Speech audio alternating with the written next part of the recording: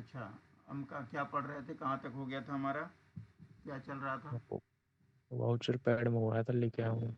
अच्छा, voucher pad आप लेकर आए हो और वाउचर बनाने भी हैं। अभी ना हमारे कुछ कुछ स्टेप्स चलेंगे। हाँ दिख रहा ठीक है है, देख आपको? लिया मैं, हाँ देख लिया, ठीक है। तो वाउचर पहले वाउचर पैड को डिस्कस कर लेते हैं, फिर आगे बढ़ते हैं। देखो, वाउचर जी। पैड जो मैंने आपको एक मोटा मोटा सैंपल बना के दिया था, कुछ ऐसा ही है। हम्म। हम्म। उसमें अगर कोई नया वर्ड हो, नया कोई मतलब फॉर्मेट जुड़ा हो तो आप पूछ सकते हो, कहाँ पे क्या लिखना है मैं बता दूंगा। मोटा मोटा फॉर्मेट यही होता है। यहाँ पे ना प्रैक्टिकल अकाउंट्स में डेबिट और क्रेडिट लिखा जाता है। हम्म। पहले हम लोग मतलब थोड़ा चीज़ वही है लेकिन लिखने का तरीका अलग है। सर, प्रैक्टिकल जो अकाउंट्स में आप, नरेशन हाँ बोलो। नरेशन होती है वो डेबिट में लिखते हैं, क्रेडिट में लिखते हैं? जब वाउचर बनाते हैं तो नरेशन आम तौर पे हम इसमें लिखते हैं, डेबिट साइड में लिखते हैं। अच्छा सर, ये वाउचर बनाते क्यों हैं हम? वाउचर बना के हम खुद रखते हैं कि देते हैं कस्टमर को? बहुत बढ़िया, बहुत बहुत अच्छा क्वेश्चन है। मेरे ख्याल में जब वाउचर पढ़ाया था पहली बार, जब ट्रांजेक्शन पढ़ा रहा था, तो मैंने आपसे पूछा था कि वाउचर होता क्या है, तो आपने मुझे नहीं, जैसे बताया था। वाउचर हो गया, इनवॉइस हो गया, बिल हो गया, इतने सारे डॉक्यूमेंट एक ही सब ट्रांजैक्शन में तो बताता हूँ। देते नहीं है ना। अच्छी बात यह है कि चलो मन में क्वेश्चन तो आता है, क्वेश्चन आता है तो आंसर मिलेगा तो तुमको याद हो जाएगा। सबसे पहले हम्म। आपका क्वेश्चन आया कि हम वाउचर बनाते क्यों हैं। वाउचर इसलिए बनाते हैं क्योंकि यह एक प्रूफ ऑफ ट्रांजेक्शन होता है। पहली बात, यह एक प्रूफ हो जाता है। एग्जाम्पल देके समझाता हूँ। जैसे मान लो मैंने डेबिट किया कन्वेंस, क्रेडिट किया कैश, मान लो 200 रुपये का वाउचर बना दिया, ठीक है ना। नरेशन डाल दिया, cash pay to Rohan for auto fare, कुछ भी लिख दिया, है ना। एग्जाम्पल मैंने आपको दिया और एक छोटा सा मैंने वाउचर बना दिया। तो जब मैं वाउचर बनाऊंगा तो वाउचर के फॉर्मेट के हिसाब से ये जो रोहन को मैंने दिया था, रोहन का यहाँ पर एक साइन लूंगा, राइट। हम्म। क्योंकि जब मैं कैश दूंगा और वो अप्रूव हो गया वाउचर, मतलब ऊपर मैनेजमेंट से अप्रूव हो गया, तो मैं मुझे उसको 200 रुपये देने पड़ेंगे। और जब मैं पैसे दूंगा तो एज एन अकाउंटेंट उस बंदे से मैं सिग्नेचर लूँगा। अच्छा, अब अब देखना इसका वाउचर हमारे इस्तेमाल पास क्या रहेगा? है। हाँ, वाउचर हमारे रिकॉर्ड्स में चला जाता है। हमारे रिकॉर्ड्स मतलब वाउचर हम फाइल बनाते हैं पूरे हम्म। साल के ना, 12 महीने के वाउचर बनते हैं। मोटी फाइल है तो 2-3 फाइलें लग जाती हैं, कई बार 12 फाइलें लग जाती हैं, तो हमारे रिकॉर्ड में चला जाता है। अब आपका सवाल होगा कि इसका इस्तेमाल कहाँ कहाँ होना है। तो पहला इस्तेमाल तो यहीं पे हो जाएगा कि कल को रोहन आके दावा ठोके कि सर आपने मेरे कन्वेंस 200 रुपये नहीं दिए, तो आप उसको अच्छा। वाउचर दिखा के सेटिस्फाई कर सकते हो कि देख भाई तेरे सिग्नेचर से। पहला तो ये हो गया, हम्म। लोकल हम्म। इंटरनल ऑफिस के अंदर हो गया मामला। हम्म। दूसरा क्या होता है, ये जब आप वाउचर बनाते हो, वाउचर पैड जो आप बनाते हो, वाउचर पैड के ऊपर जब आप वाउचर बनाते हो तो एक सिंपल कंपनी के अंदर का इंटर कंपनी डॉक्यूमेंट तो है ही है, ये तो है ही, साथ में यह एक लीगल डॉक्यूमेंट है, ठीक है। लीगल डॉक्यूमेंट से क्या मुराद है, आज है जैसे 2025 चल रहा है, ठीक है। 5 साल के बाद 2030 में इनकम टैक्स ने, जीएसटी डिपार्टमेंट ने, किसी ने कोई नोटिस भेज दिया, इनकम टैक्स का नोटिस आ गया कि भाई आप अपना हिसाब किताब लेके आ जाओ। आपने दिखाया 10 करोड़ इनकम है, आपने दिखाया 8 करोड़ खर्चा है, 2 करोड़ पे आपने टैक्स दिया है, तो भाई आपको जो है नोटिस हम दे रहे हैं कि अपने सारे आमदनी खर्चे वर्चे के सारे वाउचर बिल लेकर हाजिर हो जाओ। ऐसा कभी सुना है, सुनने में आया कभी ऐसा? नहीं, मूवीज में देखा। वहाँ मूवीज में होता है, मूवीज में भी होता है, लाइफ में भी होता है। हम लोगों ने केसेस फेस किए हैं। वो तारीख देते हैं इनकम टैक्स डिपार्टमेंट वाले, कहते हैं आज आप ये बिल ले आइए, परचेज बिल ले आइए, आज आप बैंक ले आइए, आज आप जो है ये खर्चे का वाउचर ले आइए, आज आप सैलरी रजिस्टर ले आइए। तो वो सब मांगते हैं कि जो भी अगर आपके डॉक्यूमेंट नहीं होंगे, आपके रिकॉर्ड में वाउचर्स फाइल नहीं होंगे, तो वहाँ इनकम टैक्स वालों को क्या दिखाओगे। तो सर, हर ट्रांजैक्शन में वाउचर बनता है या छोटे मोटे ट्रांजैक्शन के लिए? नहीं, तो रूल है हर ट्रांजेक्शन का वाउचर बनता है। चाहे आप रूल कोई भी है, कितना भी बड़ा एसेट खरीद कुछ लो। भी हो, कुछ भी हो, आप चाहे 10 करोड़ का एसेट क्यों ना खरीदो, वाउचर तो बनेगा ही बनेगा। क्योंकि अभी तो हम किताब पे पढ़ रहे हैं, कल को टैली में जब हम एंट्री डालते हैं तो कोई भी एंट्री वाउचर के थ्रू ही डलती है।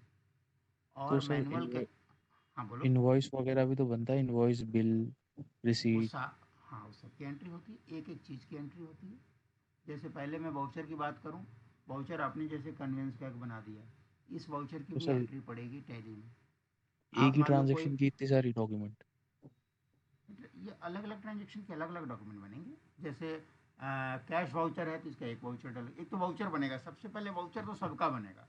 आप तो ये मान लो कि वाउचर पैड तो सबके लिए लिखे जाएंगे। अब इसकी एंट्री की बात आती है, बताता हूँ आप। हर वाउचर की एंट्री होती है। थोड़ी देर के लिए मान लो एक मैनुअल होता है, पहले मैनुअल अकाउंट्स बनाते थे लोग, आजकल टैली है, ठीक है। तो आप अगर मैनुअल बना रहे हो तो इसमें भी एंट्री करनी पड़ेगी कैश बुक में, अगर टैली बना रहे हो तो इसमें भी एंट्री करनी पड़ेगी। आमतौर पे मैनुअल अकाउंटिंग आजकल नहीं होती है, बंद हो गई है, लोग टैली पे काम करते हैं। तो ये वाउचर तो जो बना लोगे तो इस वाउचर की आपको एंट्री करनी पड़ेगी टैली में। अब आपका सवाल आया इनवाइस। इनवाइस दो प्रकार की होती है, एक होती है सेल इनवाइस, एक होती है परचेज इनवाइस। इन दोनों की भी एंट्री करनी पड़ती है टैली में। परचेज इनवाइस बोल लो या परचेज बिल बोल लो, कुछ भी बोल लो। वहीं पर जैसे जो वाउचर बनाया आपने, कैश वाउचर बनाया, मान लो कैश वाउचर बनाया, फॉर एग्जांपल मान लो प्रिंटिंग एंड स्टेशनरी का बनाया, कोई आइटम आपने स्टेशनरी खरीदा, मान लो 1000 रुपये का, तो उसका कैश मेमो भी मिलता है, कभी कभी दुकान वाले बिल देते हैं, तो आप कैश मेमो नंबर भी डाल सकते हो नरेशन में, बल्कि डालना पड़ता है। कंपनी का रूल कहता है कि आप जो भी खरीदो बिल पे खरीदो। इमरजेंसी है, नहीं दे रहा है, कोई अलग बात है, वाउचर से हम काम चला लेंगे, लेकिन आपको बिल लेना है या कैश मेमो लेना है, और उस कैश मेमो की एंट्री इस वाउचर पैड पे करना है। एक एक चीज़ें मैं सिखाऊंगा आपको, जैसे जैसे एंट्री आती जाएगी ना। अभी तो मैं कैश रिसीट वाउचर पढ़ा रहा हूँ, फिर मैं कैश पेमेंट वाउचर पढ़ाऊँगा, सारी चीज़ें आएंगी। उसमें कितने तरह के नरेशन आ सकते हैं, ये सारे बताऊँगा मैं। इससे रिलेटेड आपका और मन में कोई क्वेश्चन आया कि हम क्यों बनाते हैं, कहाँ यूज है, वगैरह वगैरह? No sir. जब इनकम टैक्स वाला 2030 में आपको बुलाएगा ना, 5 साल बाद, कहेगा अपने सारे खर्चे के बिल वाउचर सब लेके आओ, बाकायदा वो डेट पड़ती है, वो लिख के देते हैं कि वो सारे खर्चे के वाउचर्स ले आओ, जिसका 5,000 से ऊपर है या 10,000 से ऊपर है, ये सारे ही खर्चे ले आओ। कुछ भी मांग सकता है वो उस समय वो बॉस होता है, आपसे जो भी मांगेगा आपको देना पड़ेगा। और जितने बिल्स वाउचर्स आप दिखाओगे, उसमें जो जो उसको कमी लगेगा वो कमी नोट करता जाएगा, और उससे आपसे जस्टिफिकेशन मांगेगा। अगर आपके जस्टिफिकेशन से वो सेटिस्फाई नहीं हुआ तो उसको उठा के आपको चालान बना देगा, इतना पैसा पे करो। कुछ कुछ पर्पज समझ में आया? जी। तो ये हुआ आपका वाउचर पैड की कहानी। हाँ, वाउचर पैड में ये बता रहा था कि मैंने जो फॉर्मेट बना के दिया था, मोटा मोटा फॉर्मेट यही होता है। जो हम नरेशंस डालते हैं ऊपर डालते हैं, इस वाले कॉलम में डालते हैं। कैसे डालते हैं वो सारी चीज़ें अभी बताऊंगा आपको। इससे पहले मैं आपको पैरेलली चीज़ें बताता चलता हूँ कि हम नरेशन में क्या लिखेंगे और वाउचर पैड पे क्या लिखेंगे, ठीक है। अभी ये प्रैक्टिस हो रही है, अभी मैं आपका जो मेन कंपनी बनवाऊंगा, एक वर्किंग कंपनी, वो बाद में बनवाऊंगा। अभी अपन प्रैक्टिस करते हैं कि वाउचर बनाते कैसे हैं। जैसे एक मान लो, एक एग्जांपल दिया था, अपन कैश रिसीट वाउचर चल रहे थे। कैश रिसीट वाउचर में क्या था कि थोड़ा आप बना के तो सही ला रहे हो, लेकिन उसकी प्रेजेंटेशन गलत हो रही है। तो अभी हम लोग काम कर रहे हैं, प्रेजेंटेशन ठीक करने पे काम कर रहे हैं। तो इसमें क्या होता है, अपन सबसे पहले क्वेश्चन लिखते हैं, मतलब नरेशन लिखते हैं, फिर हम डी आर और सी आर करके बनाते हैं। एग्जाम्पल देता हूँ, जैसे मान लो अब एक एक ना नकली सही बट एक कथा बनाओ। Mister Ramesh introduced capital for rupees 1 lakh in cash to start a garment trading business. अब ये देखो, ये नरेशन हुआ, इस नरेशन को पढ़ के ना पूरी कथा पता चल रही है। ये कोई रमेश आदमी था, उसने नया बिजनेस शुरू किया, गारमेंट की ट्रेडिंग का बिजनेस शुरू किया, और वो जो है 1 लाख रुपए कैश लगाया। तो ये कुछ ऐसा नरेशन, कुछ ऐसी कथा सी लाइनें होनी चाहिए आपके नरेशन में, ऐसा चीज़ हो जिससे कि बहुत कुछ पता चल जाए। अब इसके नीचे आपको बनानी है DRS, CRS। ये तरीका है लिखने का। DR में आपने कैश लिखना है, CR में आपने लिखना है रमेश कैपिटल अकाउंट, या कैपिटल अकाउंट ब्रैकेट में रमेश कर लो। आप दोनों तरीके से लिख सकते हो, जिसमें आपको इजी लगे। ये भी तरीका ठीक है, ये भी तरीका ठीक है। यहाँ आपको लिखना है 1 लाख। तो कुछ इस तरीके का आपको नरेशन लिखना है। ये नरेशन बेसिकली अभी क्या है, अभी जो नरेशन है ये अभी फिक्टिशियस है, ये हम मन में कल्पना करके बना रहे हैं। जब अपन एक कंपनी बनाएंगे तो उसमें हम ये मान के चलेंगे कि हम सारी चीज़ें सही कर रहे हैं। तो अभी अपन एक एक ट्रांजेक्शन को सोच सोच के बना रहे हैं, एक प्रैक्टिस कर रहे हैं कि ऐसा हम ट्रांजेक्शन सोच सकते हैं या ऐसा ट्रांजेक्शन हो सकता है। अब ये जो मैंने बनाया, इसी चीज़ को अब वाउचर पे कैसे लिखेंगे। ये जैसे आया ना कैश, ये तो हो गया ट्रांजेक्शन, ये तुमने ये डेबिट कार्ड भी बना लिया। अब इसको वाउचर पे कैसे लिखेंगे। अब वाउचर पे आता हूँ आपको। वाउचर पैड आपके सामने है, अब वाउचर पे बना सकते हो। ऊपर लिखा है, मान लो कोई डेट है, इसमें हमने डेट नहीं लिखा तो इसमें हम डेट भी डाल देते हैं, कोई भी डेट डाल देते हैं। मान लो ये 20 तारीख की ही बात है, क्योंकि वाउचर पैड में ना आपको एक डेट डालना होता है। आप यहाँ डेट के आगे डाल दो 20 तारीख। अब यहाँ पे वाउचर पैड में ऊपर आपका डेबिट लिखा है, वाउचर पैड में डेबिट लिखा होता, ऐसे नहीं, ऐसे लिखा होता है, मतलब DABIT लिखा होता है ना।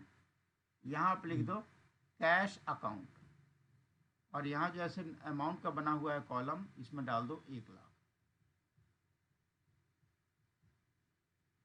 ऐसे नरेशन लिखना शुरू करो। बीइंग कैश रिसीव्ड फ्रॉम, देखो इसी सवाल का मैं यहाँ वाउचर बना रहा हूँ।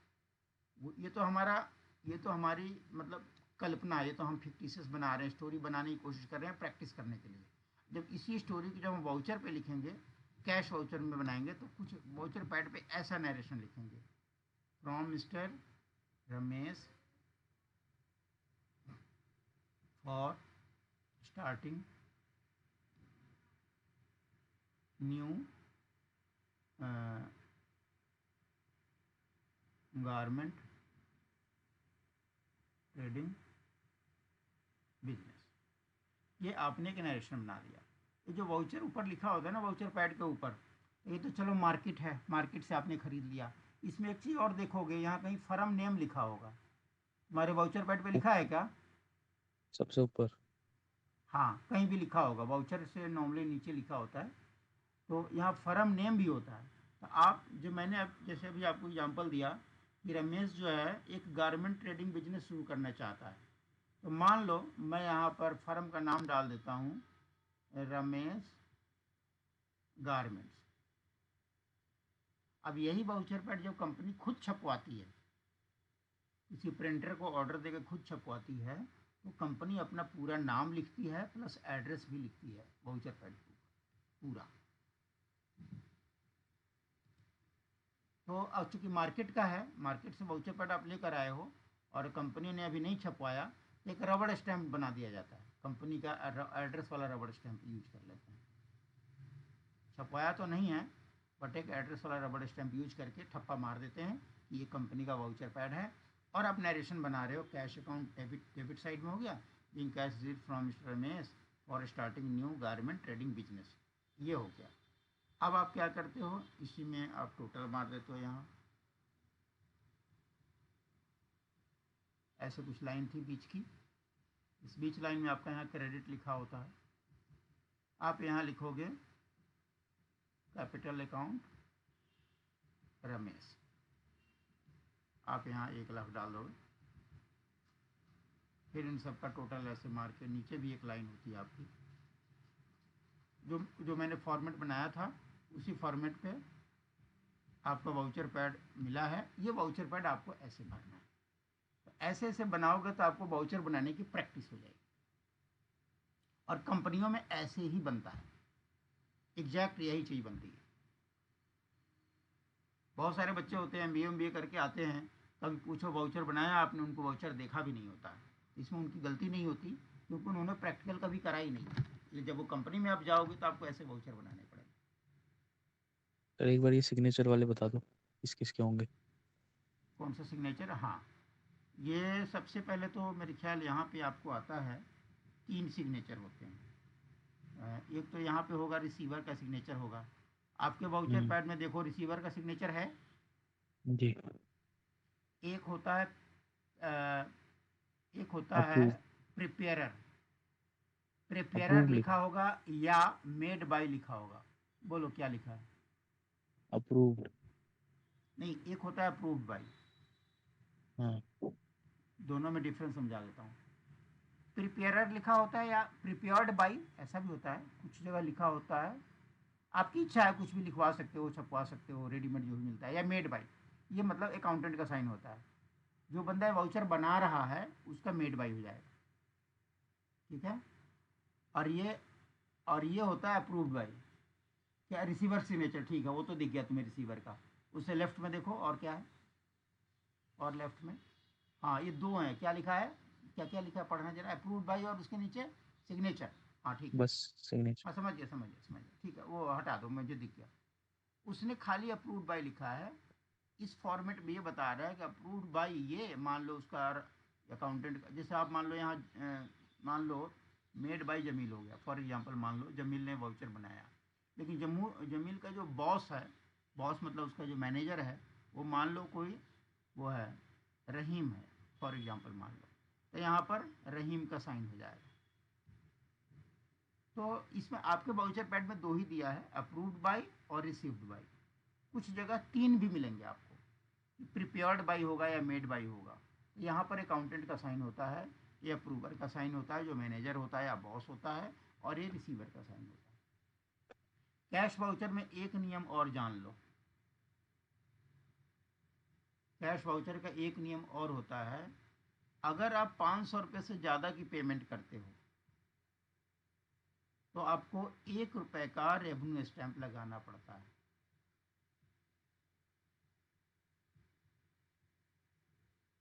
रेवेन्यू स्टैंप मालूम? बताता हूँ क्या होता है। देखो, एक होता है रेवेन्यू स्टैंप, इसको हम लोग हिंदी में रसीदी टिकट भी बोलते हैं। रसीदी टिकट, ये आपको पोस्ट ऑफिस से मिल जाता है। अब देखना, पोस्टेज स्टैंप अलग होता है, जिसको डाक टिकट बोलते हैं। उसी पोस्ट ऑफिस में जब आप जाओगे तो आप बोलोगे भाई मुझे रजिस्ट्री करनी है, कितने की डाक टिकट लगेगी।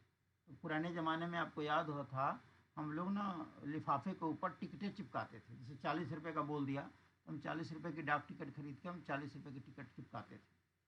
बहुत पहले जब हम लोग यंग थे, बच्चे थे, तो उसमें 1 रुपये का टिकट लगता था लिफाफे पे। 35 पैसे का टिकट होता था अंतर्देशीय लेटर कार्ड पे। वो डाक टिकट होती है। रेवेन्यू टिकट अलग होती है। रेवेन्यू टिकट जो होती है ये थोड़े रेड कलर की होती है, कहीं देखने को मिलेगा तुम्हें, रेड कलर की होती है। ये डाक टिकट जो होती है अलग अलग, वाइट कलर, ग्रीन कलर, कुछ भी हो सकता है। कभी पोस्ट ऑफिस जाओगे तो आपको यहाँ इसका समझ में आएगा। तो कभी अपने प्रैक्टिस के लिए चाहो तो 5 रुपये का रेवेन्यू टिकट खरीद सकते हो। 1-1 रुपये की मिलती है, 1-1 रुपये की मिलती है। तभी 1 रुपये का जब स्टैंप लगाते हैं 500 रुपये से ऊपर, तो ही इस साइन की वैल्यू होती है। मतलब कि आपने किसी को 5,000 कैश दे दिया और उससे साइन नहीं करवाया 1 रुपये पे, तो वो कह देगा जी मैंने नहीं लिया, तो आप कोर्ट में साबित नहीं कर पाओगे। कहेगा साइन तो मेरे हैं लेकिन ये वैलिड नहीं है, कोर्ट भी इसको वैल्यू नहीं मानती है। जब 1 रुपये की स्टैम्प पेपर पे लगा के, स्टैम्प लगा के और इसके ऊपर जब बंदा साइन करता है, तो ये वैलिड होता है। कुछ कुछ समझ में आ रहा है?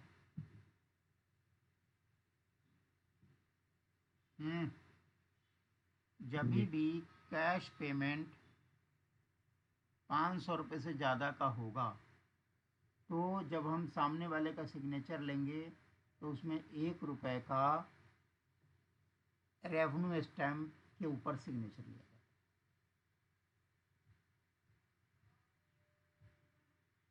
इसके ऊपर जब आप साइन लोगे तब जाके वो लीगली करेक्ट होगा। एक बात। दूसरी बात एक और है, गवर्नमेंट ऑफ इंडिया का रूल है कि साल में 1 ईयर में किसी भी व्यक्ति को 10,000 से ज़्यादा कैश नहीं दे सकते। समझना बात को। जैसे कोई कोई छोटा मोटा काम करता है, मैं उसको महीने के 800 रुपये देता हूँ, मान लो कोई भी काम छोटा मोटा करता है मेरा, तो 800 रुपये कैश दे सकता हूँ, साल के 10,000 के नीचे रह गए। 10,000 तक अलाउड है। मतलब जैसे 10,000 के ऊपर जाओगे तो रूल कहता है कि आप चेक से दो। जैसे आप 10,000 के ऊपर जाते हो तो आप चेक से दो या ऑनलाइन दो। और अगर आप 500 रुपये से अगर आप 500 रुपये से ऊपर पेमेंट करते हो तो रेवेन्यू स्टैम्प ऑफ ₹1, 1 रुपये का स्टैम्प लगा के साइन कराओगे। ये छोटी छोटी चीज़ें हैं, जनरल नॉलेज की चीज़ें हैं, ये अपना कहीं नोट कर लेना और इसको ध्यान में रखना है आपको। जैसे जैसे मान लो मैंने एग्जांपल दिया, शर्ट ट्रेडिंग का बिजनेस है, मान लो गारमेंट ट्रेडिंग का, किसी ने शर्ट बेचा, जीन्स बेचा, कुछ भी बेचा, पेमेंट हो गई मान लो 20,000 की। तो आप खरीदने गए पहले शर्ट 20,000 की खरीदी, उसको कैश दे दिया, तो ये एंट्री नहीं मानी जाएगी, इस पर टैक्स लग जाएगा, आप ये प्रॉफिट मान लिया जाएगा। इनकम टैक्स के रूल में कहता है आपने 20,000 कैश दे दिया तो इस 20,000 में पूरे पे आपको टैक्स देना पड़ेगा। हम खर्चा ही नहीं मानते कि आपने खर्चा भी किया, चाहे आपका बिल सब कुछ है, लेकिन कैश पेमेंट अलाउड नहीं है, इसलिए ये खर्चा नहीं माना जाएगा। क्लियर हुआ? तो वाउचर पैड के बारे में आपने ये सीखा आज कि वाउचर में हम नरेशन क्या लिखते हैं। अभी कैश की बात हो रही है, नरेशन क्या लिखते हैं, 1 रुपये की रेवेन्यू टिकट कब लगाते हैं, ये पेमेंट वाले के केस में है, कैश पेमेंट में, कैश रिसीट में नहीं। ध्यान रहे, अगर आप किसी से कैश रिसीव कर रहे हो तो उसमें ज़रूरत नहीं है, उसमें तो आप सिंपल उसको एक उसको आप रिसीट इशू कर दोगे, रिसीट नंबर इशू कर दोगे, ठीक है। लेकिन जब पे करोगे तो आपको 1 रुपये की रेवेन्यू स्टैम्प लगानी पड़ती है। अब अपन बात कर, हाँ मैं क्या बता रहा था, मैं आपको ये बता रहा था कि जैसे एक एग्जाम्पल, पहले एग्जाम्पल की बात कर रहा था। एग्जाम्पल पहला ये हुआ कि कैपिटल की इंट्रोडक्शन हो गई, ये आपका डेबिट क्रेडिट बना दिया, ये तो बना दिया कॉपी पे, और वाउचर पैड पे आपको ये बनाना है ऐसा। ये दोनों ही बनाने हैं आप, इससे आपका कॉन्फिडेंस बनेगा कि भाई ठीक है, इस ट्रांजेक्शन के लिए हम ऐसा वाउचर बनाते हैं। ये जो हमने बेसिकली बनाया, ये जो हमने ट्रांजेक्शन बनाया, ये लर्निंग के लिए बनाया कि हमें पहले अपने नोटबुक में हमने एक बना लिया कि मुझे इस ट्रांजेक्शन को पास करना है, इस ट्रांजेक्शन को वाउचर पे ऐसे पास करेंगे, बाद में टैली में कैसे करेंगे मैं बाद में बताऊँगा।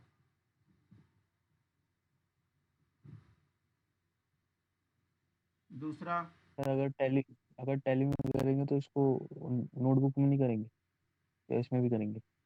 नहीं, जब हम कंपनी का, अभी तो हमने हमारी लर्निंग चल रही है, इसलिए हमारे लिए ये भी ज़रूरी है, इस वक्त हमारे लिए ये भी ज़रूरी है, और नंबर 3 पर टैली भी ज़रूरी है इस वक्त के लिए। जब आप काम करने जाओगे, कंपनी के अकाउंट्स बनाने जाओगे, तो आपका एक पहला वाला हिसाब किताब कट जाएगा, ये हट जाएगा, इसकी ज़रूरत नहीं पड़ेगी, ये लिखने की ज़रूरत नहीं है, क्योंकि एक्चुअल घटना हो रही होगी कंपनी में।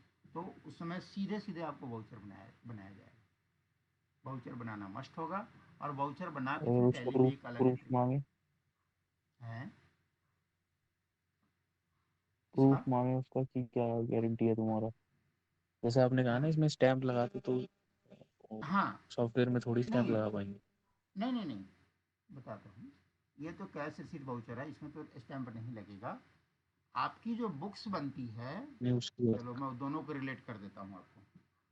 देखो, ये है मान लो टैली, इसको यूँ समझ लो। देखो टैली में क्या होता है, टैली में तो आपने, ये मेरा स्क्रीन दिख रहा है ना आपको? हाँ जी। हम्म, टैली में तो तुमने बुक्स लिख लिया कि चलो जी मैंने कैश बुक बना लिया, लेजर बना लिया, वगैरह वगैरह बना लिया, ये तो हो गई बुक्स ऑफ अकाउंट्स। लेकिन इसकी सपोर्टिंग कैसे दिखाओगे? कोई मांगेगा तो आपने बुक्स तो दिखा दिया, साहब ये एंट्री है, ये लेजर है। जैसे लेजर की कोई एंट्री दिखेगी तो कहेगा इसकी सपोर्टिंग डॉक्यूमेंट्स लाओ। सपोर्टिंग डॉक्यूमेंट्स के लिए आपको वाउचर होना चाहिए, बिल्स होना चाहिए, जो भी है इसके, जो भी कैश मेमोज, जो भी हो, ये सब चाहिए कुछ होता भी चलेगा। है। डिपेंड करता है ना क्या है। जैसे अगर आप परचेज किए हैं तो परचेज में खाली वाउचर नहीं चलेगा, मतलब वाउचर के साथ परचेज बिल चाहिए इनवॉइस होंगे। होगा। हाँ, परचेज इनवाइस हम्म, प्रॉपर होने चाहिए, टैक्स पेड इनवाइस होने चाहिए, प्रॉपर होने चाहिए। हम्म। तो एक हो गया, एक मैंने अभी आपका सीआरबी का एक मैंने करवा दिया, एक हो गया। दूसरा दूसरा कौन सा एग्जाम्पल लाए थे? पिछली बार बना के लाए तो थे, पहले तुम्हारा प्रेजेंटेशन गलत था, एग्जाम्पल तो ठीक था। सेल्स वाला। दूसरा क्या था तुम्हारा एग्जाम्पल? एक्चुअली क्या है ना, सेल्स अभी हम सेल्स। थ्योरी पे हैं, किताबी भाषा पे हैं। किताबी भाषा से उठ के हमें उस पे जाना है, प्रैक्टिकल पे जाना है। तो थोड़ा सा ये वर्डिंग का हमें चेंज करना होगा। आपने सेल्स किया है, ओके, हाँ सेल्स किया है। अब देखो, जब अपन एक सेल्स वाउचर बनाएंगे, कहाँ गया?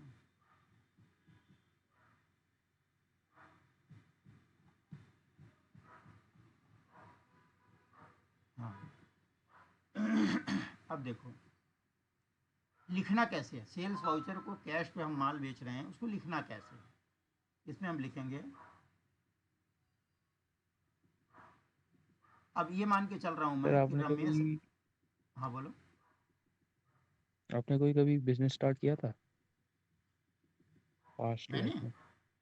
लाइफ में हम्म। नहीं, मैं तो अभी बिजनेस कर रहा हम्म। हूँ। और मैंने पहला बिजनेस स्टार्ट किया था बच्चे, पता नहीं तुम थे कि नहीं उस समय, 97 में किया था। किस चीज अ- का? और फर्स्ट मेरे बिजनेस पास था जो, आपका? हाँ बताता हूँ, 97 से मैंने पहला बिजनेस शुरू किया था। That time I was 24 years old, and मेरे पास बिजनेस का एक्सपीरियंस है। मैंने अपना ऑफिस, प्रॉपर ऑफिस लेके गया था, एंड 2009 में बंद कर दिया था। कितने साल हो गए?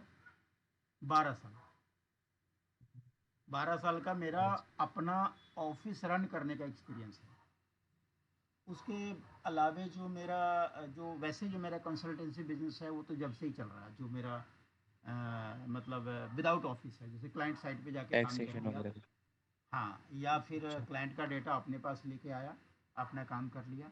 तो बिजनेस ये वाला टैक्सेशन बिजनेस तो पैरेलल ही रहा, बट जो वो मेरा बिजनेस था वो मेरा कोचिंग का था, और डाटा सेंटर का बिजनेस था, जो मैंने अच्छा। 12 साल चलाए सर्विस। थे। Ninety service seven based. हाँ हाँ, सर्विस था। जैसे एक तो था हम्म। पहले कोचिंग वाला, ट्यूशन फीस जो अपन लेते थे, उसमें सब कुछ पढ़ाते थे, अकाउंट्स पढ़ा दिया, इंग्लिश पढ़ा दिया, जो भी पढ़ा दिया। और दूसरा आपका था तो डाटा सेंटर का। फिर हमारे पास करीब 18 कंप्यूटर लगाए थे मैंने, उसमें डाटा एंट्री हम लोग करवाते थे बच्चों से। तो वो एक हमारा प्रॉपर बिजनेस रन किया था। फिर उसके बाद कुछ कुछ रीजन्स रही तो चलो हमने बंद कर दिया। Sole proprietorship business. हाँ, सोल प्रोप्राइटरशिप था। और आज की डेट में मेरी दूसरी फर्म चल रही है जो पार्टनरशिप बिजनेस है। हाँ, मैं अभी एग्जांपल हम यही लेके चल रहे हैं कि जो रमेश गारमेंट का भी मैंने बिजनेस शुरू करवाया था, अब यही बंदा अपना माल बेच रहा है। अपन क्या लिखेंगे? Goods goods sold on cash और rupees 10,000 vide sale bill number मान लो 002 डेटेड मान लो 15 जनवरी 25। तो एटलीस्ट इसमें सेल बिल नंबर होना जरूरी है और कैश होना जरूरी है, क्योंकि दो हेड इसमें इम्पैक्ट करेंगे। तो आपने कोशिश किया कि मैं एक बिल नंबर रेफ़र कर दूं, जिसको ज़्यादा जानना होगा और बिल में जाएगा, उसमें सब कुछ लिखा होगा, पैंट कितनी थी, शर्ट कितनी थी, दुपट्टे कितने थे, क्या था क्या था, तो ये आपको मिल जाएगा। इसका आप नीचे बनाओगे डेबिट कैश, क्रेडिट लिखोगे, सेल्स अकाउंट। सर बिल और इनवॉइस में कोई फर्क होता है, सेम होता है? बताता हूँ। बिल और इनवॉइस ये सेम होता है, माइनर डिफरेंस आप ऐसे कह सकते हो। इनवॉइस जो होता है ज़्यादातर क्रेडिट पे होता है, बिल जो होता है ज़्यादातर लोग कैश के लिए यूज करते हैं। बट ये बात पूरी सही नहीं है, लोग आगे उधार के लिए भी बिल कर देते हैं। लेकिन इनवॉइस का ज़्यादातर जो मीनिंग होता है, जैसे मतलब बिल जैसे होता है ना, उधार पे जाता है, माल जाता है पार्टियों को, डिस्ट्रीब्यूटर्स को माल जाता है, तो मोस्टली उधार पे ही जाता है ना, तो वहाँ पे इनवॉइस वर्ड यूज करते हैं। आइडियली मतलब एक फेयर साइड में बात करो तो जब भी आप उधार बिल बनाओ तो उसको इनवॉइस लिख दो। ऐसा कोई मना नहीं है कि आप इनवॉइस वर्ड ही यूज करो या बिल यूज नहीं। बहुत सारे लोग बिल लिखते हैं, बिल नंबर लिखते हैं, तो उनकी इच्छा है। कुछ लोग इनवॉइस नंबर लिखते हैं, बट मोस्टली जो एक अंडरस्टैंडिंग है इनवॉइस जो है उसके लिए यूज करते हैं, क्रेडिट के लिए यूज करते हैं, प्लस एक्सपोर्ट के लिए यूज करते हैं। जब आप माल भेज रहे हो विदेश में तो आमतौर पे आप इनवॉइस वर्ड यूज करते हैं। ठीक है, बाकी आप थोड़ा मार सकते हो, गूगल मार सकते हो कि बिल वर्ड और इनवॉइस वर्ड में क्या अंतर है, तो कुछ आपको वहाँ से भी जानकारी मिल सकती है। इसके अलावा कुछ नई जानकारी मिले तो मुझे भी शेयर करना। ठीक है, मोस्टली यही होता है। एक्सपोर्ट के लिए लोग इनवॉइस वर्ड यूज करते हैं और क्रेडिट के लिए यूज करते हैं परचेज इनवॉइस, सेल्स इनवॉइस। और थोड़ा डीप में जाओगे उसमें बड़े बड़े जो सॉफ्टवेयर चलते हैं वहाँ पर परचेज बिल नहीं बोलते, उसको परचेज इनवॉइस बोलते हैं। और आमतौर पे जैसे मैंने आपको बताया, कोई भी पेमेंट जो 10,000 से ऊपर है ये कैश हो नहीं सकती, तो इनवॉइस इसलिए वर्ड यूज होता है ताकि उसकी पेमेंट चेक से होती, ऑनलाइन पेमेंट होती है।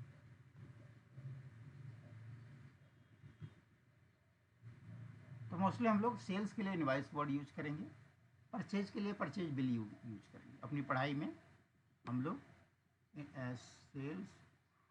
सेल्स या परचेज, सेल्स में आप इनवॉइस नंबर यूज करो और परचेज में बिल नंबर यूज करो। सुविधा के लिए बिल नंबर ही ले लो, दोनों में छोड़ो, कन्फ्यूजन क्यों रहेगी, याद रखना पड़े। बट कहीं कोई इनवॉइस लिखा हुआ आ जाए तो समझ लेना वो बिल नंबर ही है। बेसिकली इनवॉइस नंबर का मतलब बिल नंबर है। ये ठीक हो गया, गुड सोल्ड ऑन कैश, ये नरेशन दे दिया मैंने आपको। इसका वाउचर बना लोगे?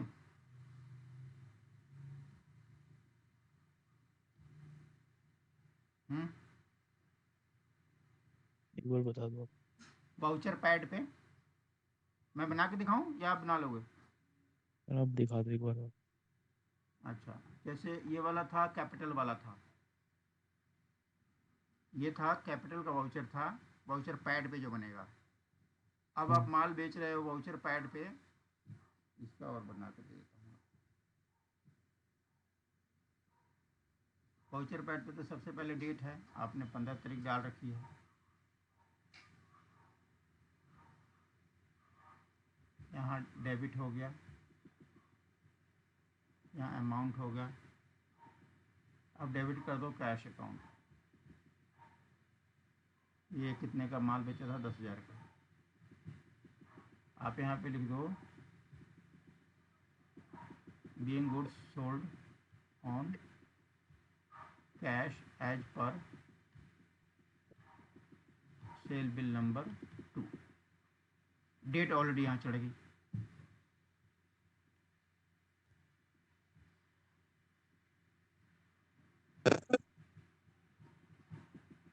क्रेडिट सेल्स अकाउंट, ये आप ऐसे कर। तो जो नरेशन होता है वो डेबिट में लिख। हाँ, ये ध्यान रखें, नरेशन डेबिट में ही लिखते हैं। अगर कभी और आपको लगे कि, हाँ बोलो। और एक चीज थी इसमें, हम्म, ये हाँ बताओ। हाँ वही है, वो रिसीव्ड, हाँ ये मैंने बताया था ना, समझ गया। और थोड़ा नीचे दिखाना, थोड़ा ऊपर करो, स्क्रॉल अप। नहीं, आप ऊपर स्क्रॉल करो, राइट साइड वाला देखना है, राइट में क्या है, तो लेफ्ट साइड दिख गया मुझे। और नीचे आओ, नीचे नीचे, उधर नहीं, उधर नहीं, उधर नहीं, इसी में, उधर नहीं समझे, नहीं, हाँ यहाँ आओ, और थोड़ा लेफ्ट करो, उस तरफ नहीं, इस तरफ चलो, इस जरा तरफ, हाँ इस तरफ, इधर नीचे नीचे। अरे बाबा इधर नहीं, हाँ अब हाँ ऊपर करो, और ऊपर लाओ, स्क्रॉल डाउन, नीचे लाओ। नीचे लाओ, नीचे। मेरी आवाज़ नहीं आ नीचे रही? ला, नहीं नीचे नहीं, तो ला रहा सिग्नेचर हूँ। दिख रहा है, सिग्नेचर नहीं चाहिए, ऊपर, और थोड़ा ऊपर लाओ, लेफ्ट साइड देखना है मुझे। यहाँ पे ये वाला ना। मुझे पूरे वाउचर पैड का लेफ्ट साइड देखना है। हाँ, तो लेफ्ट में तो दिख रहा है रिसीव्ड फ्रॉम, उसके राइट में क्या लिखा है? रिसीव्ड फ्रॉम के बाद राइट में क्या लिखा है? रिसीव द मेरी सम आवाज़ ऑफ रुपीज। नहीं, उसके और आगे और राइट में ले जाओ ना पूरा। और वो तो पढ़ लिया मैं, लेफ्ट वाला पढ़ लिया, राइट दिखाओ। रिसीव्ड मैंने पढ़ लिया, उसको और ये राइट ले वाला जाओ ना, राइट। अरे भाई तू समझ ही नहीं रहा है, लेफ्ट साइड में रिसीव्ड है, पूरा अब खड़ा वाउचर करो, से उल्टा दिखा दिया करो। सर। वो तो दिख है, रिसीव्ड से राइट साइड में क्या है, और आगे दिखाओ ना।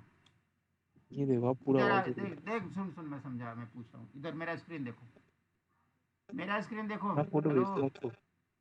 नहीं नहीं नहीं, इधर सुनो हाँ पहले, तुम समझो तो सही, मैं मांग क्या रहा हूँ। दिखाओगे तब जब मैं पहले सवाल समझोगे। मेरा स्क्रीन दिख रहा है, छोड़ो उसको, हटा दो। मेरा स्क्रीन दिख रहा है। हाँ जी दिख रहा है। हाँ, यहाँ हाँ देखो हाँ मैं क्या मांग रहा हूँ तुमसे, मैं तुमसे क्या मांग रहा हूँ, पहले समझो सवाल। मैं आपसे ये मांग रहा था, यहाँ से लिखना शुरू किया, रिसीव्ड फ्रॉम स्वैंड, स्वैंड ऐसे डैश दिया हुआ है, ऑन, और यहाँ लिखा है ऑन अकाउंट ऑफ दिया हुआ है, ऐसे लिखा हुआ है ना।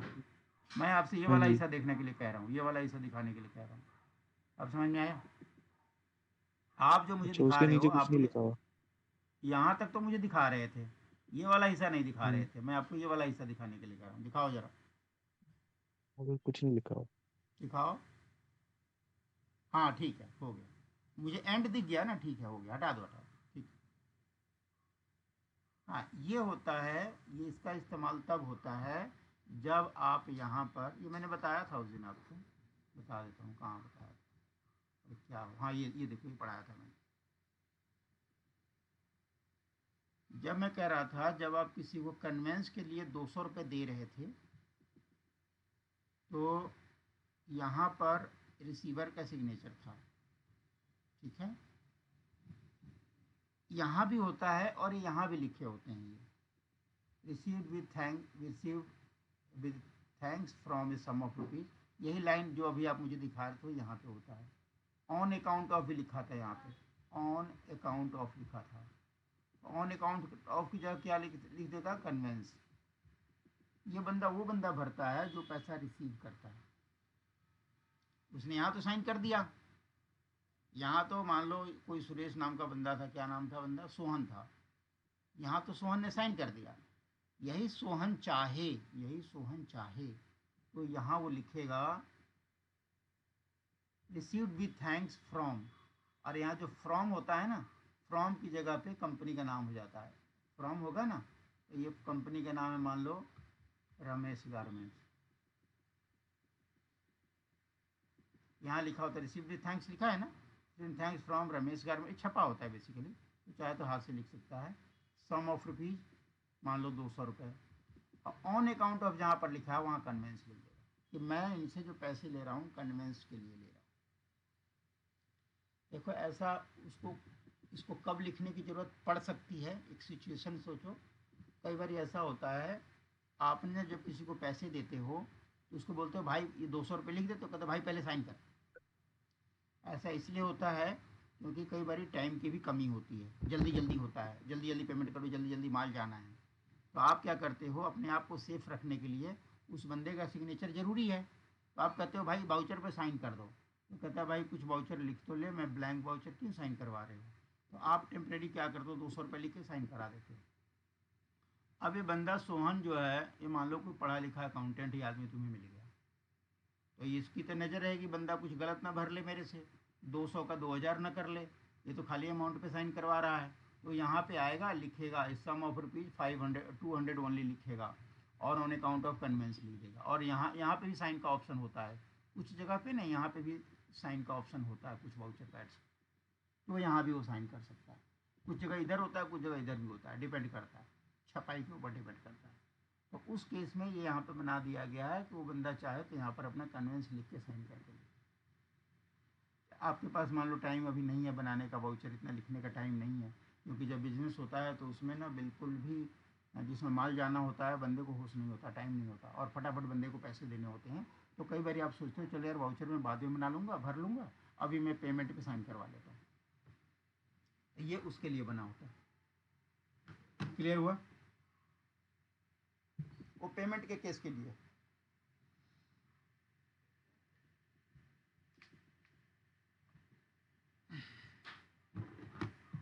और कोई डाउट? हाँ जी, कह रहा हूँ और कोई डाउट है आपको इसमें? नहीं जी, नहीं है। ये मैंने आपको बताया कैश सेल्स वाला। कैश सेल्स में इम्पोर्टेंट है आपका बिल नंबर जरूरी है, कैश जरूरी है, और आपने DRCR बना दिया। आवाज़ कट रही है तुम्हारी, बोलो बाबू, कुछ कह रहे हो? अच्छा, ये आपको पैड ऐसे बना के लाना है, जो पैड आप बनाए हो, खरीदे हो, उस पर ऐसे आप लिखने की प्रैक्टिस करनी है। यहाँ पर ना वर्ड्स में भी लिखा होता है मेरे ख्याल से, यहाँ वर्ड्स में भी लिखा होता है, तो 10,000 ओनली,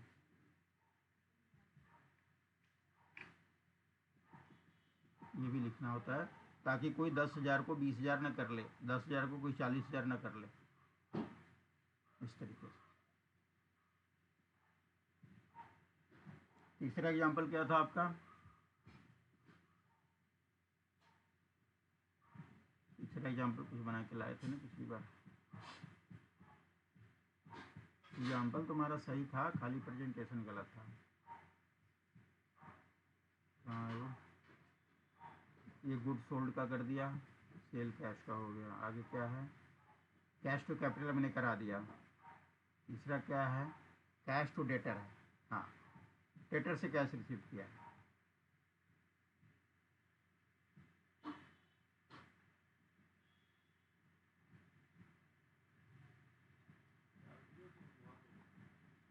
तीसरे में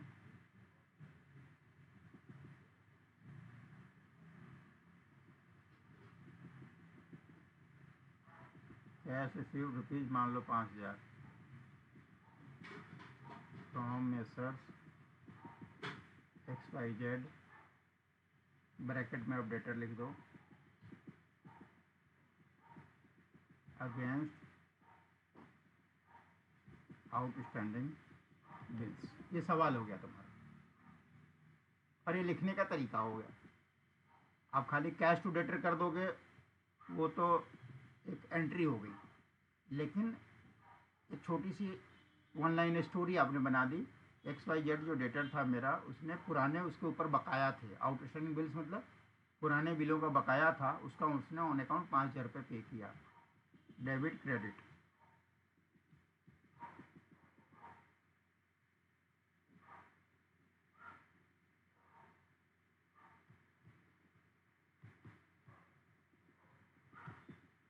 इसमें एक चीज़ और बता दूं आपको, एक चीज़ और बता देता हूँ, इसलिए बता रहा हूँ क्योंकि अभी चल रही है हमारी कैश रिसीट वाउचर। तो कुछ जगह क्या होता है, कुछ कंपनियों में क्या होता है, रिसीट बुक का सिस्टम होता है, ठीक है। तो जब भी आप किसी से पैसे लेते हो, अब यहाँ पर सवाल आना चाहिए था, आपने पूछा नहीं, कि जब XYZ वाला बंदा आपको कैश दे रहा है तो आपसे रसीद भी तो मांगेगा।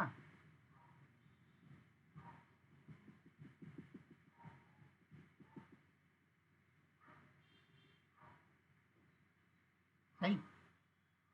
जब कोई पार्टी, चलो उधारी चल रही है डीलिंग, किसी दिन आया उसने 5,000 रुपये नकद जमा करा दिए, तो जैसे वो नकद जमा कराएगा तो हमसे रसीद मांगेगा, है ना। तो रसीद हमें इशू करनी पड़ेगी। तो यहाँ पर आप उसको जो रसीद नंबर इशू करके दोगे वही आप यहाँ लिखोगे।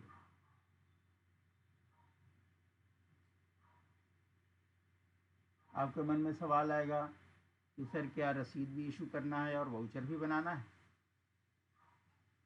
क्या दोनों बनेगा?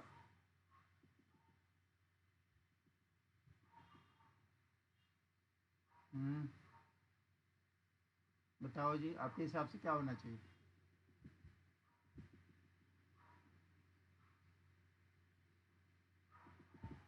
हाँ जमील, आवाज़ आ रही है? आपके पता हिसाब नहीं से सर। पता नहीं, लॉजिक सोचो, सोचने की कोशिश करो क्या होना चाहिए। रिसीव बनना अगर चाहिए। बनना चाहिए, यस, आप सही कह रहे हो, रसीद बनना चाहिए। क्योंकि जब भी कोई पार्टी आएगा आपको 5,000 कैश देगा या 20,000 कैश देगा, कुछ भी कैश देगा, वो तो आपसे बोलेगा भाई एक रसीद बना दो। तो आप उसको कच्ची पर्ची तो बना के दे नहीं सकते, कोई भाईबंदी वाली चीज़ तो है नहीं, वहाँ तो बिजनेस है। तो आपसे वो प्रॉपर रसीद बुक मांगेगा, ठीक है। तो जब आप रसीद बुक इशू कर दोगे तो आपको एक वाउचर पैड पे ये बनाने की ज़रूरत नहीं पड़ेगी। ये जो वाउचर पैड पे जो आप बनाते हो ना, वाउचर पैड पे जो बनाते हो, डेबिट कैश और क्रेडिट XYZ 5,000, ये आपको बनाने की ज़रूरत वाउचर पैड पे नहीं पड़ेगी। इस वाउचर पैड का काम ये रसीद बुक ही कर देगा। क्यों कर देगा? मतलब कोई इलीगल नहीं है, आपको कोई मना नहीं करेगा कि बनाओ बनाओ, लेकिन अगर आप नहीं भी बनाओगे तो आपका काम चल जाएगा। जैसे कोई बोलेगा कि कैश रिसीट वाउचर कहाँ है इसका, तो आप सीधे उसको रसीद बुक पकड़ा दोगे। अच्छा, रसीद बुक में क्या होता है कि एक पर्ची सामने वाले को मिलती है और कार्बन कॉपी हमारे रिकॉर्ड में रह जाती है। तो हमने तो सामने वाले को रसीद दे दिया, और ये जो वाउचर पैड बनता है ये हमारा इंटरनल होता है, इन हाउस रह जाता है। आप चाहो तो बना सकते हो, कोई आपको मना नहीं करेगा, लेकिन आमतौर पे लोग दो दो काम नहीं करते। हमने रसीद बना दिया और टैली के अंदर एंट्री करूंगा तो रसीद बुक से एंट्री कर लूंगा सीधा, इसी को मैं मान लूंगा कि यही कैश रिसीट वाउचर हुआ ना। जो रिसीट बुक है वही रिसीट वाउचर का काम कर जाता है, और इसी से हम लोग सीधा अपना बुक्स में एंट्री डाल देते हैं। लेकिन अगर आपको रसीद से ये नहीं पता चल रहा कि डेबिट क्या होगा क्रेडिट क्या होगा, तो आप इसका वाउचर भी बना लो, कोई इशू नहीं। अगर आपको लगता है कि मैंने रसीद तो इशू कर दिया है, रसीद मैंने 5,000 का इशू कर दिया, लेकिन इस रसीद को देख करके मेरे को डेबिट और क्रेडिट का पता नहीं चल रहा है, तो मैं अपनी सुविधा के लिए वाउचर भी बना सकता हूँ। वाउचर बना के अपने फाइल में तो लगानी, और कहाँ लगाना, किसी को देना तो है नहीं। अच्छा, एक बात और बता दूँ, वो आगे आएगा, वैसे तो अभी फ़िलहाल हम कैश की बात करते हैं। तो डेबिट आप यहाँ कैश कर लो, क्रेडिट XYZ कर लो, 5,000 का वाउचर बना लो। और अगर आप चाहो तो नहीं भी बनाओ, तो क्योंकि रसीद बुक आपके पास है। बट फिलहाल इस समय for the sake of learning, because हम सीख रहे हैं, तो आप वाउचर बनाने की आदत है। और वाउचर में आप ये भी रसीद नंबर भी मेंशन कर दो, जैसे मैंने बनाया, कैश रसीद 5,000 from XYZ against outstanding bills as per रसीद नंबर 1। सीखने की प्रैक्टिस में हम ये बना के चलें कि हमें तो वाउचर बनाना ही बनाना है। हर ट्रांजैक्शन का वाउचर बनाना है। वो रसीद के थ्रू है तो पैसा आ रहा है, सेल के थ्रू है तो माल बिक रहा है, परचेज बिल है तो परचेज हो रहा है। ठीक है, इसका वाउचर पैड पे बना लोगे? मैंने 3 तो बना दिया। आपके लिए होमवर्क क्या रहा, पांचों वाउचर को ऑन वाउचर पैड, अब वाउचर पैड पर बना के उसकी फ़ोटो खींच के मुझे भेज देना। जो मुझे गलत लगेगा मैं सुधार कर दूँगा। और दूसरा, 3 तो मैंने बना दिए, जो बाकी के जो 2 हैं उसको वाउचर बनाओ। वाउचर क्या बोलेंगे, वाउचर प्रिपेयर करो उसका ऑन नोटबुक। वाउचर पैड पे तो आप बना ही रहे हो, बट लिखो, मतलब यह है कि पहले नरेशन लिखोगे, फिर डेबिट क्रेडिट लिखो, ऐसे लिखोगे।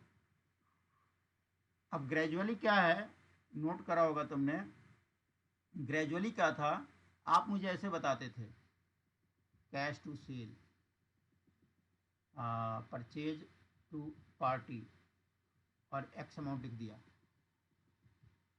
तो ये जो चीज़ें थी, ये ग्रेजुअली फॉर्मेट हमारा ख़त्म होता जाएगा। ये जो हमारा स्टाइल है लिखने का, ये किताबी पढ़ाई होती है, ये धीरे धीरे हमारा स्टाइल ख़त्म हो जाएगा। आवाज़ आ रही है क्या?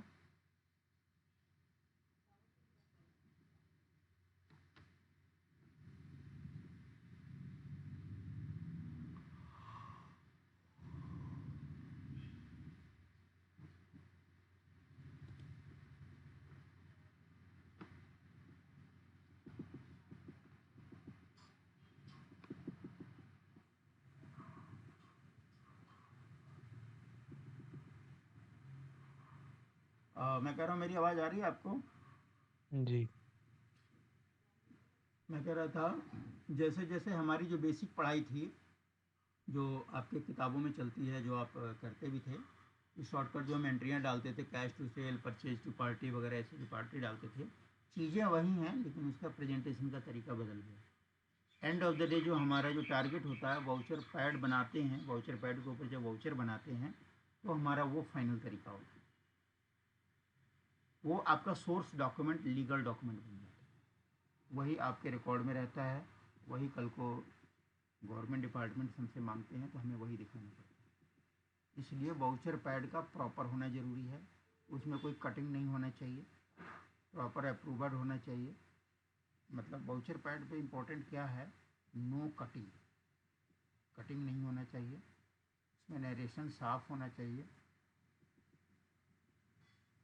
प्रॉपर अप्रूवल होना चाहिए, एंड इन वर्ड्स में भी होना चाहिए। ये ना वाउचर के आपके, और अगर जहाँ ज़रूरत है वहाँ पर रेवेन्यू स्टम्प भी लगा होना चाहिए, जहाँ पर ज़रूरत है। ये सारे चीज़ें से तैयार वाउचर जब आप दिखाओगे गवर्नमेंट को तो वो सेटिस्फाई हो जाएगी। जहाँ पर आपको रेवेन्यू स्टम्प लगाने का आए ना वाउचर पैड पे, आप ऐसे एक बॉक्स बना देना, ठीक है, ऐसे एक बॉक्स बना देना, इससे हो जाएगा कि रेवेन्यू स्टम्प हो, REV लिख देना कलम से। ये प्रैक्टिस के लिए, इससे पता चल जाएगा कि आपने रेवेन्यू स्टम्प वाले कॉलम का ध्यान रखा। ये अभी आपको ज़रूरत नहीं आएगी, क्योंकि ये आती है CPV में, कैश पेमेंट वाउचर में आती है। अभी हम कैश रिसीट वाउचर पढ़ रहे हैं, इसमें अभी आपको नहीं आएगा। ठीक है, जी सर। कोई डाउट? नो सर, आप एक बार आपने ट्राई कर लेना ये। कौन सा? मैं मेल पे भेजने की ये कोशिश करूँगा, मुझे मेल हाँ भेज देना, अपना email ID भेज देना। ठीक। ठीक है, मुझे email ID भेज देना,